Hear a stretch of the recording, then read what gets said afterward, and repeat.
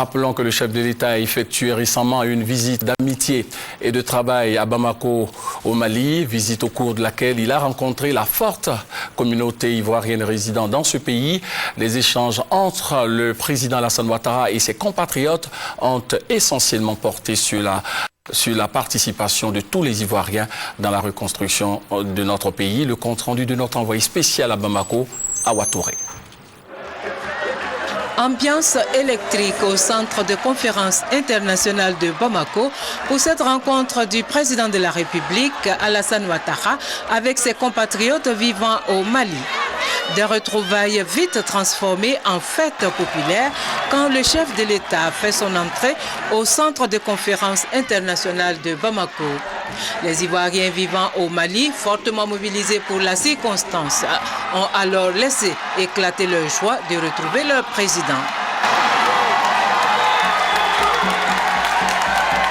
Le porte-parole de la communauté ivoirienne, Yacouba Traoré, a traduit en des mots bien choisis le bonheur des Ivoiriens du Mali de voir leur pays entre de bonnes mains. Pour lui, cet enthousiasme ne saurait occulter les difficultés qu'il rencontre. Yacouba Traoré a demandé au président Alassane Ouattara la création d'un bureau d'orientation et d'information pour les étudiants à l'ambassade de Côte d'Ivoire au Mali, la prise en charge du retour des réfugiés et le renforcement du partenariat entre les PME-PMI des deux pays. Tout en vous assurant de notre parfaite déférence, nous vous souhaitons bon retour au pays et tous nos vœux de succès vous accompagnent pour une Côte d'Ivoire unie et prospère. L'ambassadeur de Côte d'Ivoire au Mali, Samuel Ouattara, lui, a appelé les Ivoiriens au pardon avant de les encourager à rentrer en Côte d'Ivoire. À la faveur de l'audience que vous aviez bien voulu m'accorder, vous m'aviez enrichi de vos sages conseils et chargé de plusieurs missions en terre malienne. La première de toutes était d'inviter tous les Ivoiriens de ma circonscription diplomatique à accepter d'aller rapidement au pardon mutuel et à la réconciliation. Compte tenu de la délicatesse de cette mission, vous avez autorisé que Madame la Première Dame, votre épouse, vienne 5 jours seulement après ma prise de fonction aplanir votre sentier.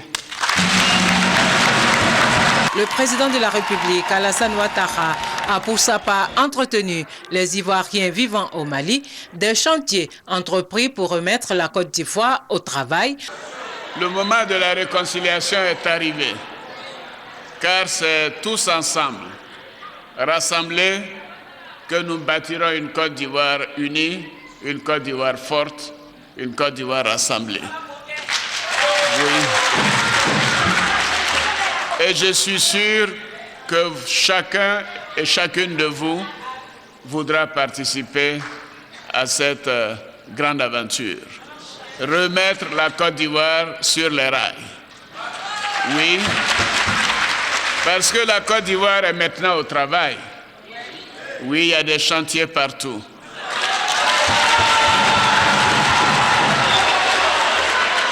Il y a des grues partout. Abidjan est devenue une ville propre. Et ce n'est pas seulement Abidjan. C'est Yamoussoukro, c'est Bouaké, c'est Korogo, c'est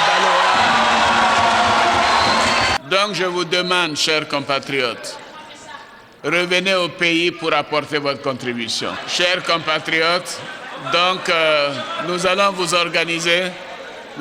organiser pour que pendant le temps que vous êtes ici, que la vie soit moins difficile, mais surtout nous allons préparer les conditions de votre retour au pays.